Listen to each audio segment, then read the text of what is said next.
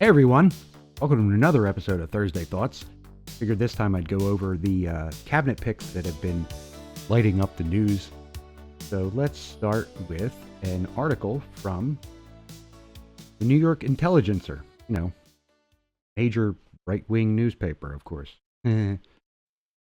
Trump cabinet picks so far. Back in 2016, Democrats were wildly appalled, probably is more accurate, by Donald Trump's cabinet picks, whom they described as dangerous and historically unqualified. Now even a few of Trump's Republican congressional allies are stunned and disgusted over his second-term cabinet picks, with Matt Gaetz, RFK Jr., and Pete Hegseth drawing the most outrage. Blah, blah, blah, whatever, liberals. Here's a running list of all of Trump's cabinet picks so far, along with a few nominees for other top administration positions, arranged from highest to lowest in the line of succession. And we're going to start with Marco Rubio, Secretary of State. Who is Marco Rubio? He has served as U.S. Senator from Florida since 2011 and is Vice Chair of the Senate Intelligence Committee. He ran for president in 2016 but lost the GOP nomination to Trump.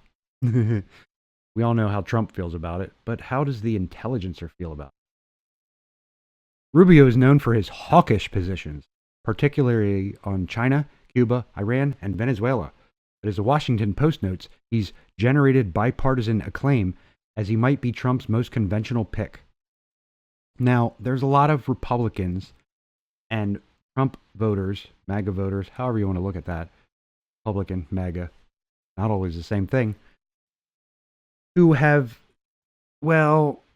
kind of not been very happy about this pick. A lot of people pointed out that he was a never-Trumper.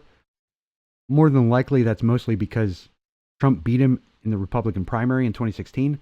But he has come around, and he has been very supportive of Donald Trump lately. So I kind of feel like this is more of a pick based on he's been loyal recently and supported Donald Trump. So Trump is giving him a position that he feels he could fit into. In my opinion, it also gives him the possibility of putting in a more MAGA-friendly Republican into the Senate seat that will be opened in Florida. And honestly, when it comes down to it, if you're going to call Marco Rubio a never-Trumper, well, so is this guy.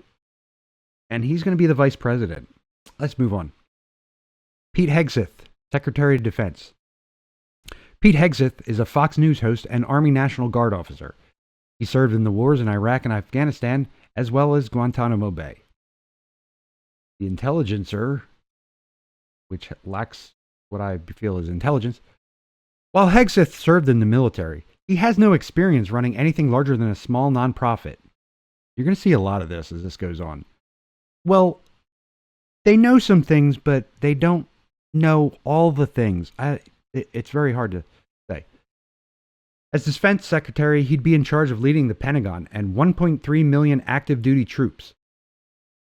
Yeah. What's your point? He has controversial views on a wide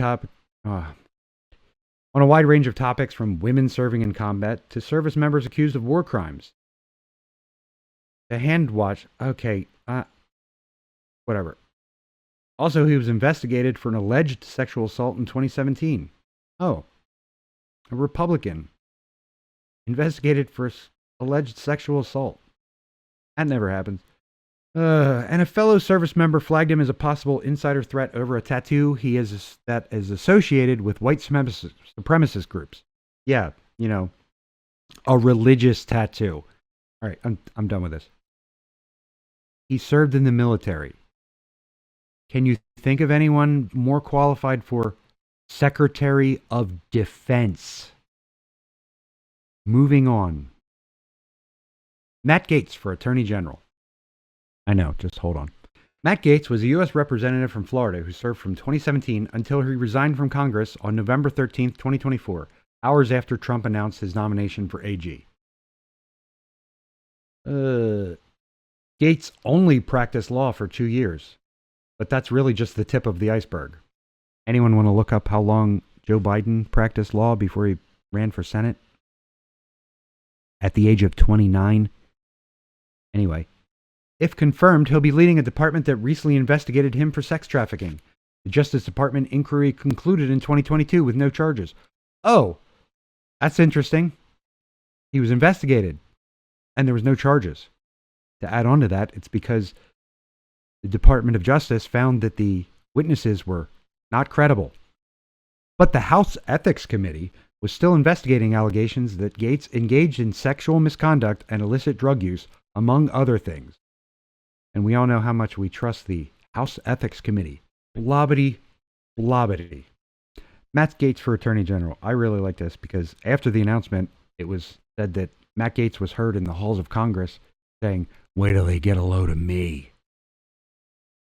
Anyway, I know. Matt Gaetz dropped out by his own admission.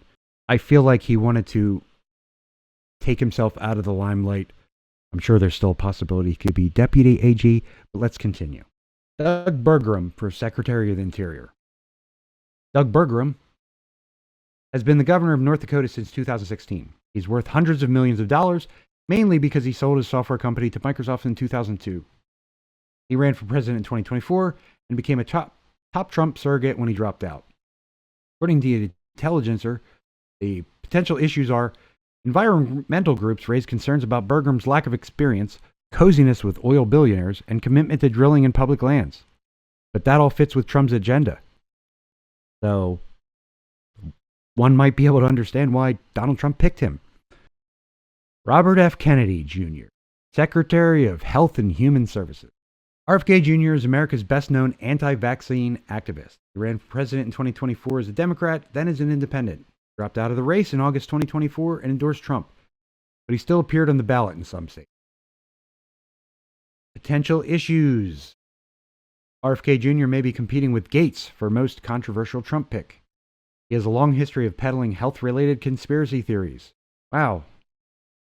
It's unusual to see that term related to a Democrat. Then again, he's going to be in Trump's cabinet. He's claimed vaccines cause autism, linked depressants to mass shootings, and suggested HIV doesn't cause AIDS. Then again, Fauci used to say you could get AIDS from a straw or sharing cereal. He said something f***ing crazy. To name just a few of his false health assertions. Oh, they're false. Anyway, and now he may oversee everything from Americans' health insurance to food safety to the availability of drugs and vaccines. Good. Moving on. Sean Duffy, Secretary of Transportation. Who is Sean Duffy?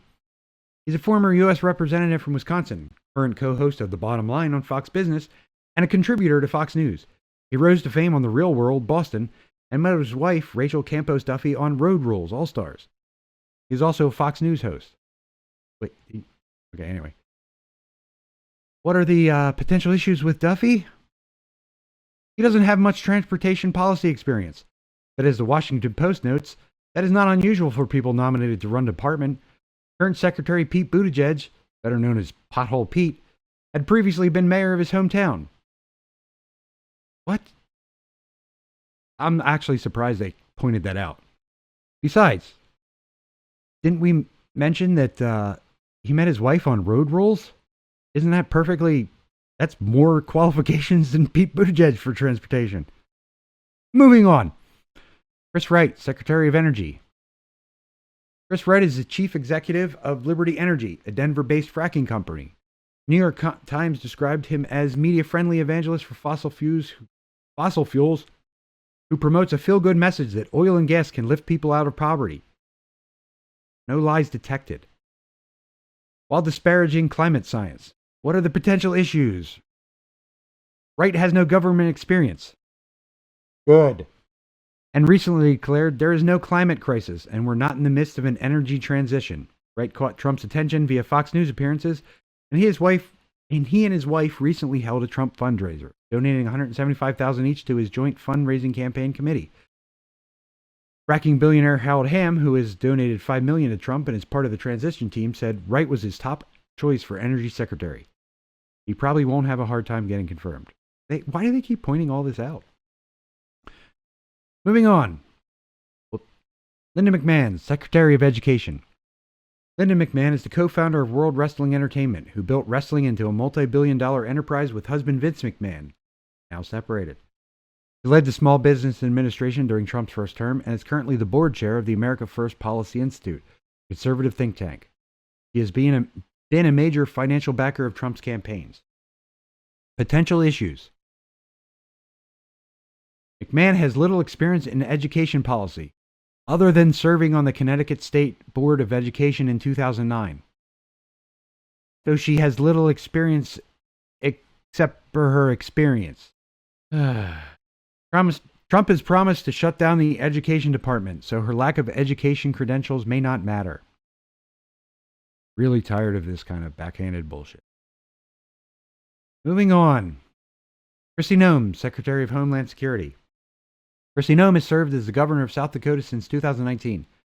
Before becoming the South Dakota's first female governor, she was the state's sole representative in the U.S. House for 8 years. What are her potential issues? Noem hasn't worked in Homeland Security. Okay. And does not even have a law enforcement background. Okay. I'd like to point out the current head of Homeland Security is Alejandro Mayorkas, who is a former attorney. I'm a little iffy on what the law enforcement background statement means. Her nomination is seen as further indication that the administration's immigration policy will be run out of the White House. Isn't that the point of Trump appointing a cabinet? To put people in position to do what he wants. Basically. Moving on. Sorry, I'm scrolling so fast. Doug Collins, Secretary of Veteran Affairs. Doug Collins is a former U.S. Congressman from Georgia who served in the House from 2013 to 2021. He is a lawyer and veteran who served in the Iraq War, is currently an Air Force Reserve chaplain. What are his potential issues? What could possibly be the potential issues of an Air Force Reserve chaplain?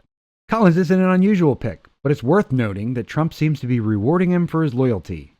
Isn't that kind of what they do?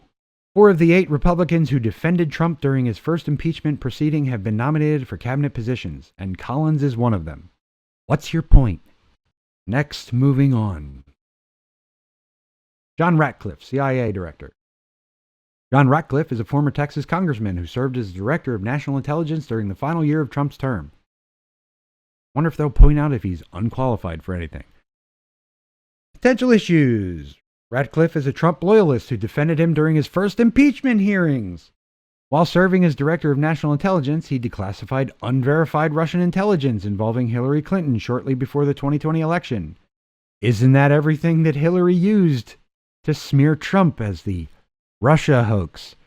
But he reportedly balked at efforts to overturn Trump's 2020 loss, and CNN reported that career intelligence officials are cautiously optimistic about him leading the CIA, as they see him as a largely professional and potentially less disruptive choice.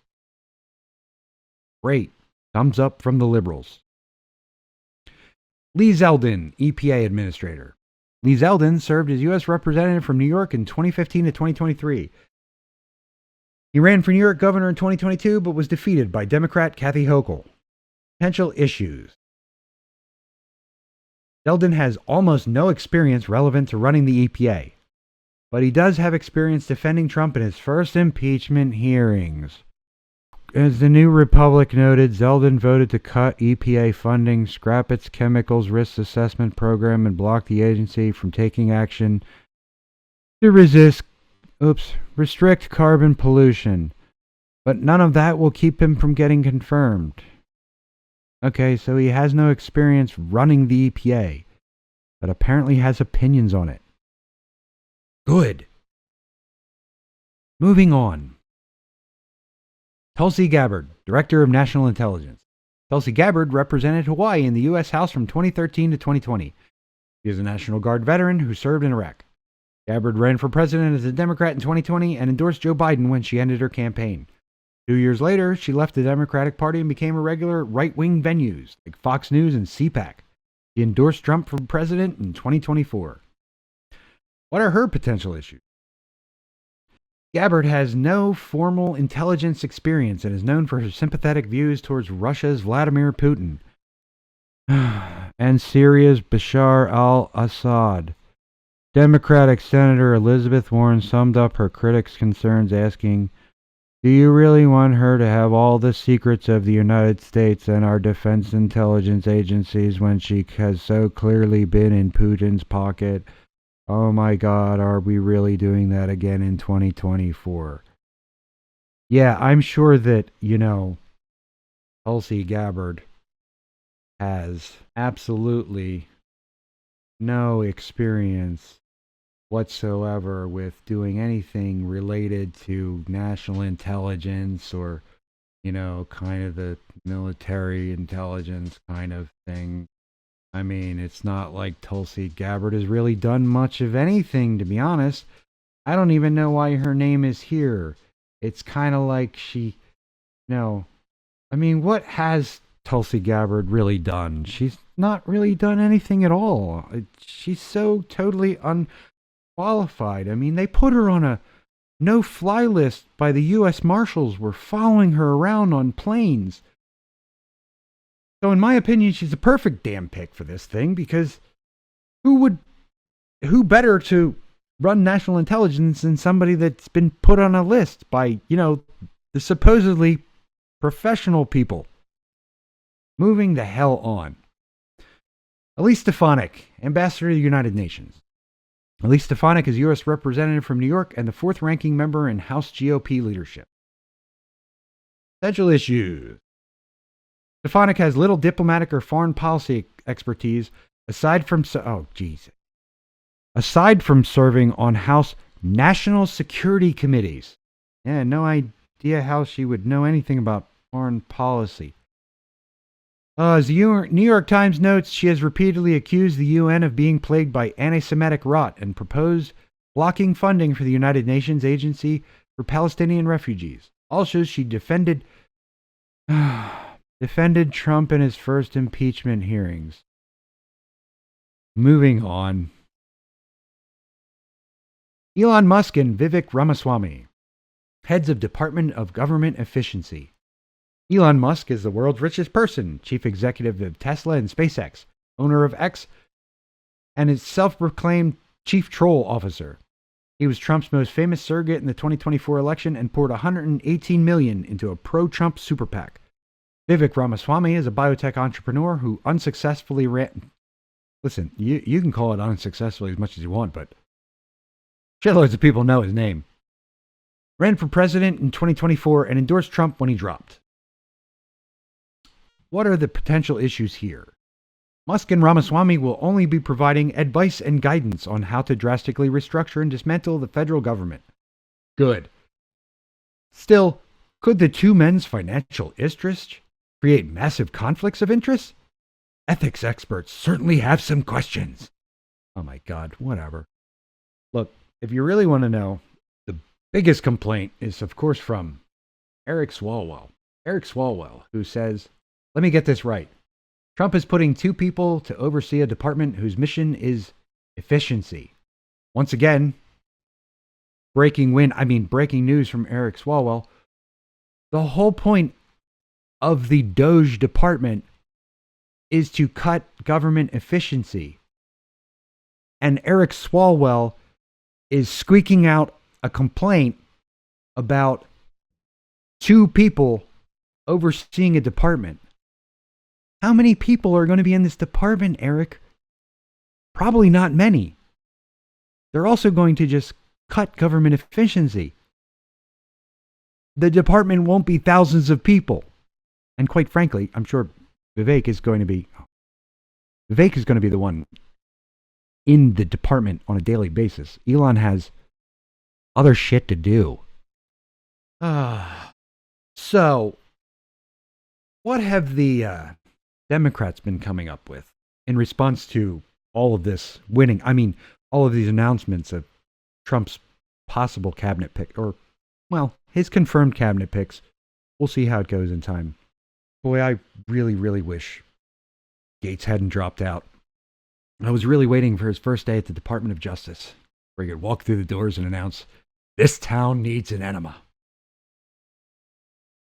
The Democrats, in response, have decided to, well, start their own shadow government.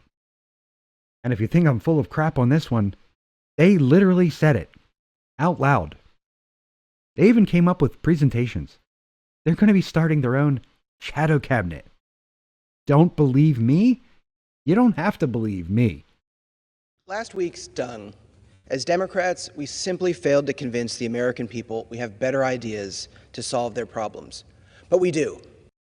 Yeah, okay. Because that's why people didn't vote Kamala Harris. Couldn't convince people that she had good ideas. Anyway. Now we need to dust ourselves off and get ready to fight. Whoa, I've been told those are literally fighting words. Is this a call to violence? When you talk about a shadow government? We can't let Donald Trump's extreme MAGA agenda go unanswered or unopposed. Zone defense isn't going to work. We're going to have to go man on man. Did Tim Walz write that line for you? Just wondering. Surprised you didn't pick only 6 cabinet. So here's an idea for how to organize our opposition. We need to borrow from our British friends and appoint a shadow cabinet. Wait, you just said shadow cabinet. He said the word. To fight back against the worst abuses of a second Trump administration. The special relationship between the United States and Britain extends not just to our strength on the global stage, but also to our shared commitment to democracy. Across the Atlantic, the British have something we don't. A team from the opposition that mirrors the government's own cabinet members. They watch the cabinet closely, publicly challenging, scrutinizing, and offering new ideas. It's another form of checks and balances. But, wait. You say checks and balances? Why are you setting up a shadow cabinet? Our government has checks and balances. A quiet guardrail that holds those in power accountable. With a shadow cabinet, there's no hiding. Each decision by the government faces a ready counterpoint, not just from the media and voters, but also from political leaders poised to step in. Wait, well then what's the... Hey, I got an idea. Let's fire this guy. Let's fire the whole Congress. Let's just make a whole shadow cabinet. No, that's not the point of our government. Shadow cabinet members can also become the clear point people for advocacy and grassroots organizers, making it easier to unify and amplify the solutions that those in power are ignoring. It's democracy's insurance policy. The voting process is democracy. Insurance policy, genius. And it strengthens the government too. There's no room for lazy ideas when rivals stand ready to step in. Dude, you're not stepping into anything. Well, you stepped in something. Anyway, that's all I got for today. So, leave a like on this video if you liked it. Subscribe if you'd like to see more. That's all I got for today. Everybody have a good one.